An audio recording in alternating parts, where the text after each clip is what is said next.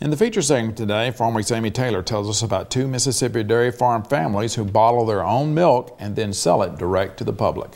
Yes, artists, while our nation's dairies continue to struggle, Billy Ray Brown of Oxford and Butch Smith of Poplarville have found unique opportunities for success. Each farm has found its own niche market, but they both profit through on-the-farm processing and by selling their products locally. Their stories put a new spin on the idea of old-fashioned family farming.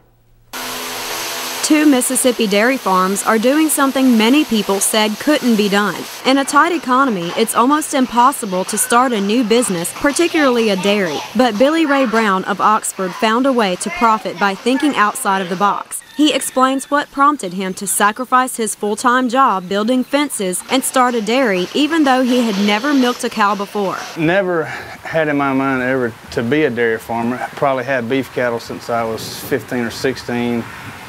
And all my life, I'd hoped I could do that full time. And me and my wife were at Walmart one night buying groceries and saw some organic milk. And noticed it like it was selling pretty good. But what got me was it came from Colorado.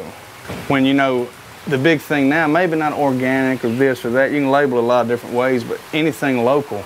We see at our farmers markets, local produce sells outstanding. And that's how the idea for Brown Family Dairy was born. They began selling milk in 2009, starting with 4 Jersey cows. Billy Ray, his wife Paula, and their children, Molly, Sarah, and Harris, all take part in the dairy. Molly says she loves living on the farm. We have so much animals, we get to check on them every day, feed them. It's great, I love it. Every day I come out there, they're right there around them. It's amazing.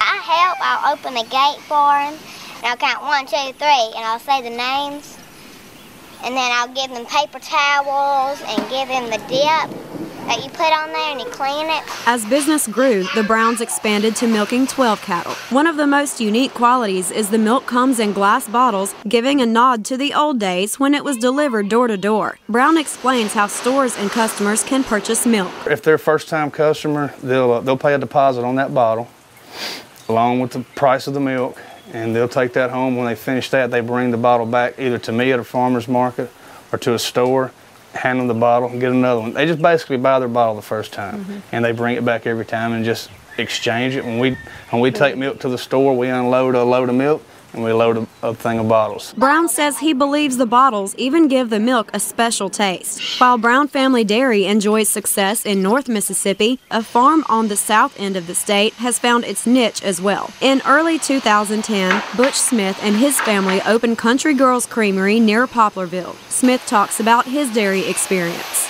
My dad's been a dairy farmer for about just a little over 30 years. Now, I never wanted to be a part of the farm, so I went to school. I became a nurse, but my girls began showing the cattle probably 4 years ago, so we were on the farm more, got involved in it more. Smith says he and his family wanted to maximize the selection of value-added products. In addition to shipping 3/4 of the milk to a bulk dairy plant and delivering milk to stores and farmers markets, the Smiths sell other products. These include chocolate milk, sweet and savory cheeses, farmhouse cheddar, and plain and blueberry yogurt. In addition to buying products from the on-farm store, visitors can also tour the facility. We do tours on the farm. I think our first tour was a smaller private school. We tell them, you know, where their milk comes from, what products can be made from milk, about dairy animals and the difference in dairy animals and beef animals, you know, what it takes to feed the animal to produce, you know, X pounds of milk. Then we show them what we have to offer in our storefront, what all we make here.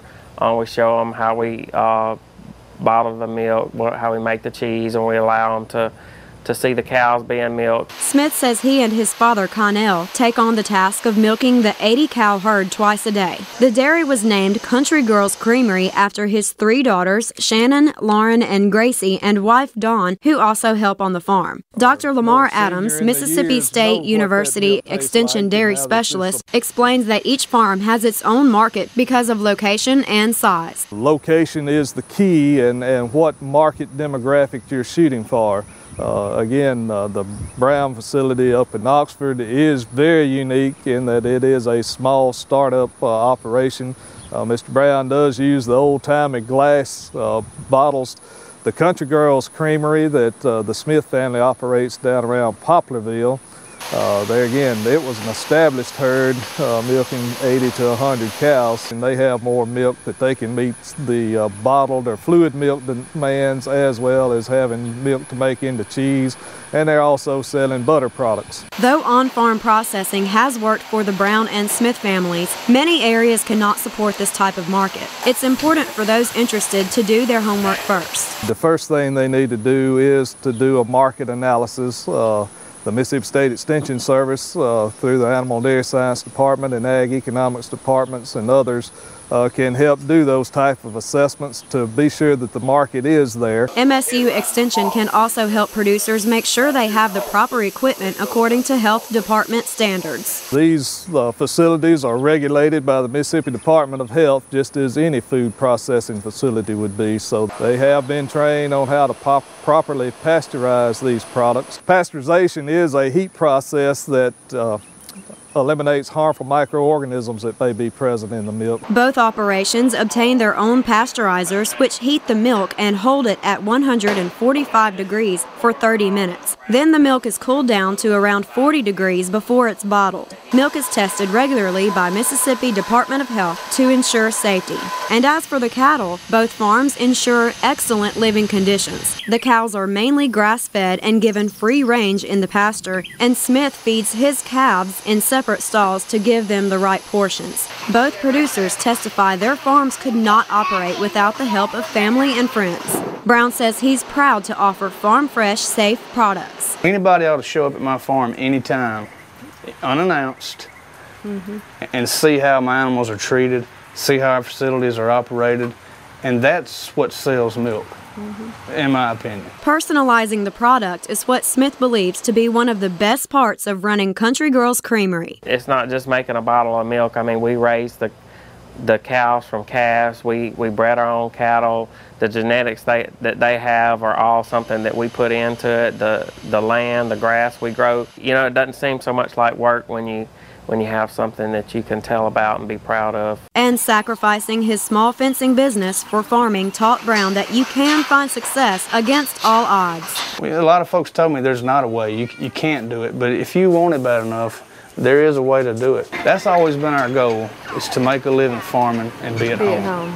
And it's worth it. We sacrificed a lot, but I'm happier now than I've ever been. Dairy Tales of Brown Family Dairy and Country Girls Creamery are the symbol of achieving success through old principles, proving the classic family farm is still very much alive. I'm Amy Taylor reporting. You can watch this story again on our Farm Week website at farmweek.msucares.com. We'll also have the contact information for the Brown Family Dairy at Oxford and the Country Girls Creamery at Lumberton. Well, Amy, you said that you've spoken to both of them. How are things going since that story last aired?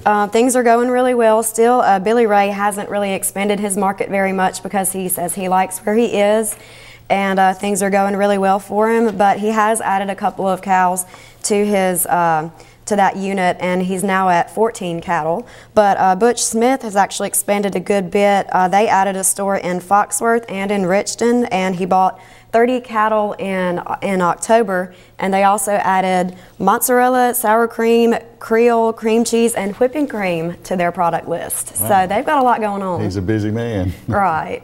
You know, a lot of this plays into, you hear a term now used called localvore, meaning people who want to eat things that have been grown locally, right, or, you know, or processed locally.